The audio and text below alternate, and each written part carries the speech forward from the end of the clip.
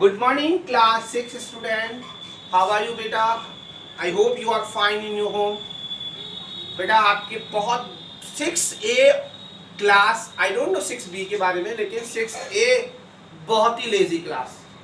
अभी तक बहुत कम बच्चों ने मेरी जो वीडियोस हैं वो देखते नहीं हैं, काम नहीं कर रहे हैं। देखिए, काम नहीं करेंगे इस बार नंबर, आप 5th में तो नंबर दे दिए गए थे, अब आपको नंबर नहीं मिलेंगे। फिर आपके पेरेंट्स सभी बच्चों को, जब मैं काम, मैंने आपको बता दिया है कि आज जो है मैं उन बच्चों के नाम डालूंगा जिन जिन बच्चों की नोटबुक कल आनी है PDF फाइल बना के, ठीक है। और कमेंट्स में लिख के भेजेंगे ये बच्चे कि sir I have complete my work, I have complete my work, क्योंकि मुझे रोल नंबर 11 तक की कॉपी नोटबुक PDF बना के कल भेजना है।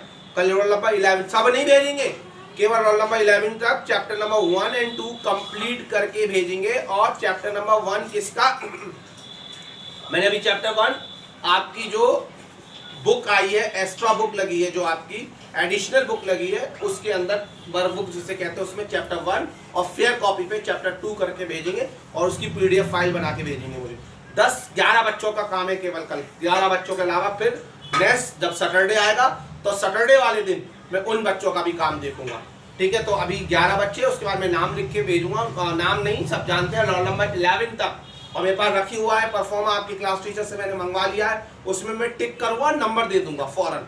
और जिसका काम नहीं कंप्लीट होगा वहाँ डबल 0 लिख दिया जाएगा, इसलिए ताकि आपकी जब आपको अपनी स्कूल बुलाया जाएगा, आपको जब स्कूल खुलेगा तो आप देखेंगे कि आपका काम इनकम्प्लीट है, इसलिए सर ने उसमें डबल 0 दिया और आपके नंबर कम होंगे। फिर इसलिए रोल नंबर 11 तक काम करना शुरू कर दें।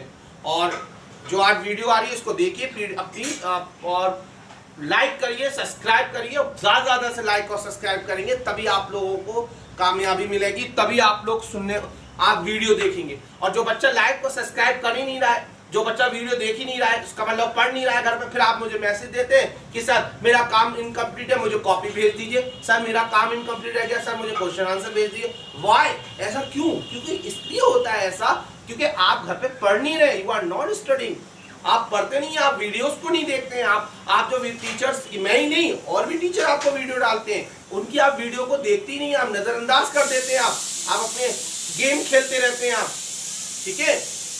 आप मेरे, अगर आप वीडियो नहीं देखेंगे तो मेरे पास तो है सिम, मैं आपको नंबर नहीं दूंगा, मैं बिल्कुल हालत पे। चाहे आपकी मदर, बहुत से पेरेंट्स आपके परेशान होते हैं बाद में आके कि सर इसके नंबर कम क्यों आए। नंबर इसी वजह से कम आता है कि you are not watching the videos carefully and you are not doing the work in your home. आप अपने घर पे काम नहीं कर रहे हैं। सो बिल्कुल केयरफुली पढ़िए और समझिए, और नहीं समझ में आए, मोबाइल है, हम लोग हैं, मम्मी पापा के बाद मम्मी पापा पूछिए, नहीं उनसे समझ में आ रहा तो हम लोग को आप मैसेज दीजिए, कमेंट्स दीजिए आप मुझे कि सर मुझे ये चीज समझ में नहीं आ रही, ठीक है। चलो हम लोग आगे बढ़ते हैं, इंशाल्लाह हम लोग को आगे समझ में आएगा। आगे हम लोग की बात चल रही थी, चैप्टर नंबर 3 को मैं एक्सप्लेन कर रहा था फाइबर टू फैब्रिक के अंदर। फाइबर टू फैब्रिक के अंदर हम लोग बात कर रहे थे। तो बात थी कि भूजो पहली एक अपने साइंस कंपटीशन में अपना पैसा उन्होंने पैसा उनको मिला, साइंस में उनको प्राइज मनी मिली। उस प्राइज मनी के अपनी मदर और फादर के लिए वो मार्केट गए, बहुत से कपड़े, उन्होंने कपड़ों की दुकान पे भी गए तो उन्होंने देखा कपड़े अलग अलग फाइबर के बने हुए हैं, कोई वुलन का है, कोई कॉटन का है, कोई नायलॉन का है, कोई टेरिकॉट का है। तो उन्हें समझ में नहीं आ रहा था इतनी वेराइटीज को। लास्ट में उन्होंने 2 वेराइटीज पसंद करी। उन्होंने सिल्क की साड़ी अपनी मदर के लिए ली और एक वुलन मफलर जो है वो अपने फादर के लिए। अब उसी को एक्सप्लेन करते करते चैप्टर आगे बढ़ा। एक्टिविटी नंबर 3 में फाइबर के बारे में पूछा गया, व्हाट इज फाइबर। तो एक्सप्लेन करेंगे हम इसको। Take out the yarn from your piece of cotton fibre. एक क्या करें आप, कॉटन फाइबर का एक धागा ले लें। Place this piece of yarn to the table, उसको टेबल पे रख दें।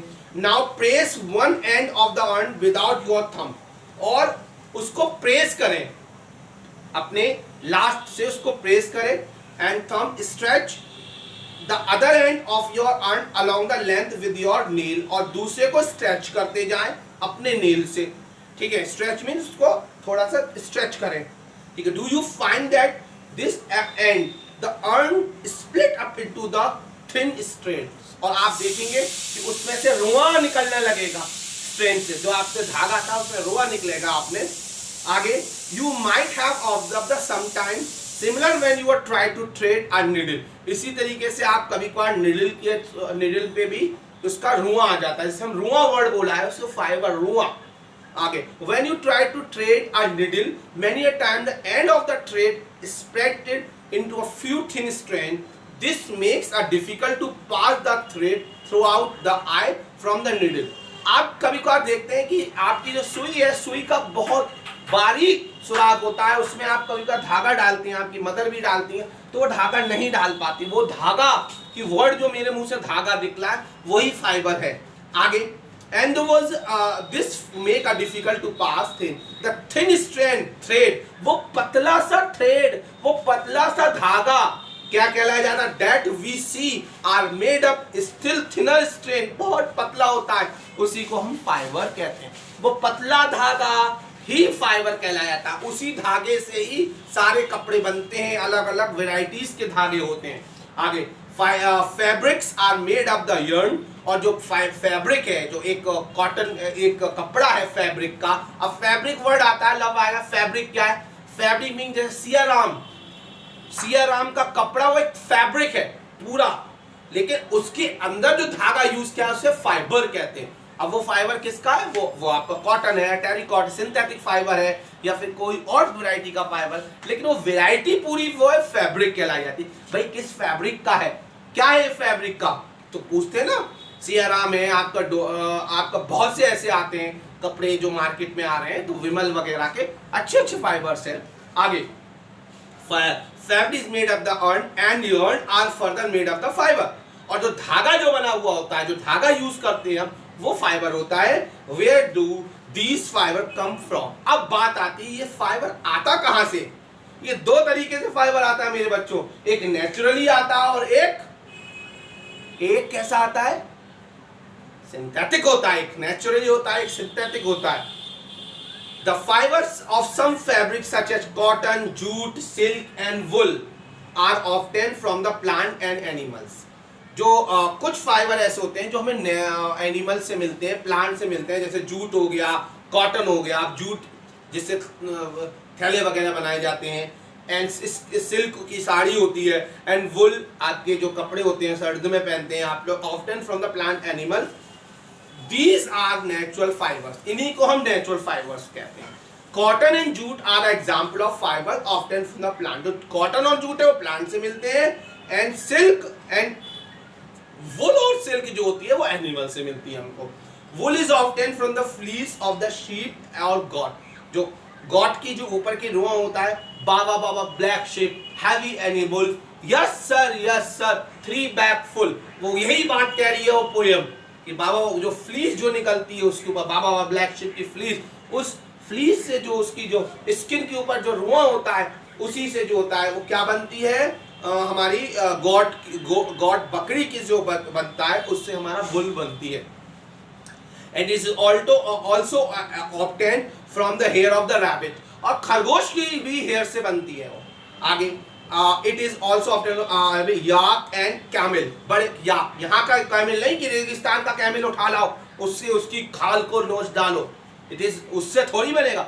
जो एक बहुत से कैमल होते हैं जो ठंडे इलाके में मिलते हैं, कश्मीर में है जैसे, या फिर और कहीं और जो जहाँ पे ठंडी, वहाँ के कैमल। इसी तरह से वहाँ की बकरियाँ जो होती हैं, वहाँ के रैबिट जो होते हैं, जाके जिनके जो बाल जो होते हैं बहुत ज़्यादा होते हैं। And the silk fibre is drawn from the cocoon of the silk, और जो सिल्क जो बनती है सिल्क वॉर्म से मिलती है। उसके जो ककून जो होता है सिल्क वॉर्म होता है, उससे हमें सिल्क मिलता है।